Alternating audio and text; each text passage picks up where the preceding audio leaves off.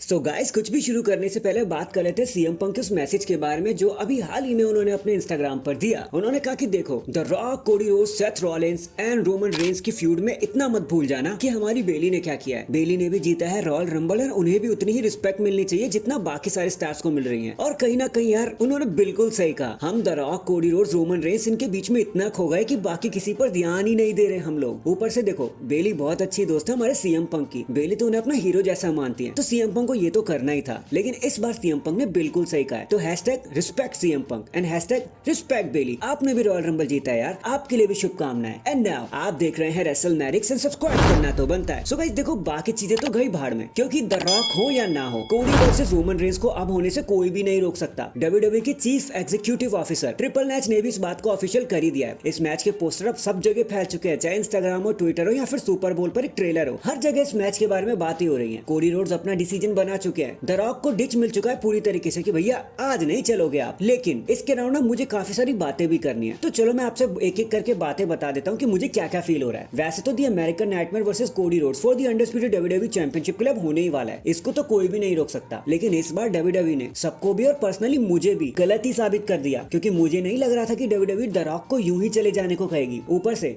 Triple H ने अपने promo के दौरान जो उन्होंने स्मैकडाउन पर दिया था पिछले हफ्ते, द रॉक को भी मॉक कर दिया और रोमन रेंस को भी मॉक कर दिया। कभी हेड ऑफ द टेबल बोलकर उन्हें परेशान किया, तो कभी know your role and it doesn't matter जैसी बातें बोलकर द रॉक को छेड़ने ही लग गए, पिंच करने लग गए। अब यहाँ से एक सवाल तो ये उठ जाता है कि द रॉक यूं ही चले जाएंगे क्या? उन्हें बस इसी हेजिटेशन को क्रिएट करने के लिए बुलाया गया था? तो मुझे ना अब यहाँ से दो सिनेरियो दिख रहे हैं जो मैं आपके साथ शेयर करने वाला हूँ पर्सनली। देखो, एक तो ये, द रॉक सीएम पंक की कमी को भरने ही आए थे, क्योंकि सीएम पंक इंजर्ड हो गए थे ना, इसलिए सेथ रॉलिंस ने कोडी रोड्स के फादर को मेंशन कर दिया ताकि कोडी रोड्स का ध्यान सेथ रॉलिंस पर जा सके। रोमन रेंस को हॉलीवुड चैंपियन भी इसीलिए बोला उन्होंने। एंड फिर उसी वीक स्मैकडाउन पर हमने देखा कैसे कोडी रोड्स ने रोमन रेंस को कह दिया था कि मैं तुम्हारे पास अब नहीं आऊंगा, मैं कभी और आऊंगा, तुम तब तक द रॉक से लड़ लो। लेकिन स्टोरी तो वहां बदल जाती है जब द रॉक एंड डब्ल्यूडब्ल्यूई को वो रिस्पांस नहीं मिला जो उनको चाहिए था। डब्ल्यूडब्ल्यूई में बहुत कम ऐसा देखने को मिलता है कि इतने बड़े सुपरस्टार को इतना कम पॉपअप मिले, और द रॉक के साथ भी कुछ वैसा ही हो गया। वी वांट कोडी एरा हर बार वी वांट रॉकी एरा पर भारी पड़ने लगी। तो डब्ल्यूडब्ल्यूई ने सोचा क्यों ना चीजों को वैसे ही करा जाए जैसे प्लान किया था। एटलीस्ट एक मेन इवेंट तो हमारा सिक्योर हो ही जाएगा। तो द रॉक को बीच में से हटा दिया और रोमन वर्सेस कोडी हमारे सामने फिर लेकर आ गए, और इस बार तो ऑफिशियल भी हो गया। और दूसरा सीन तो देखो ये बन रहा है, क्योंकि द रॉक ने रॉयल रंबल से पहले ही रोमन रेंस को पोक करना शुरू कर दिया था आफ्टर बीटिंग जिंदर महल। तो क्या ये सब होना ही था? द रॉक का आना,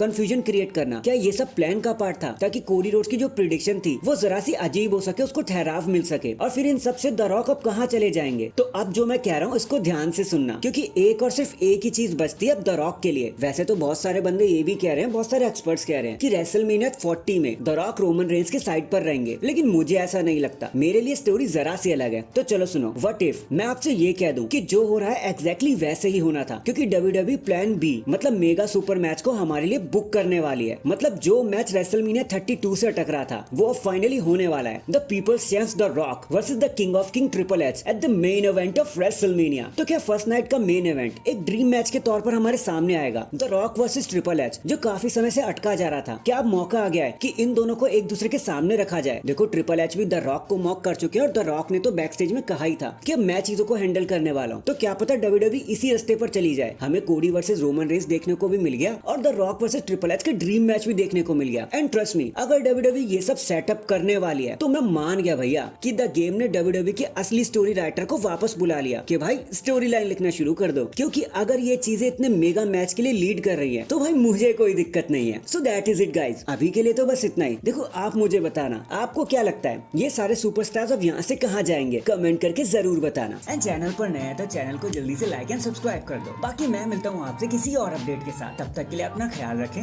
और खुश रहें।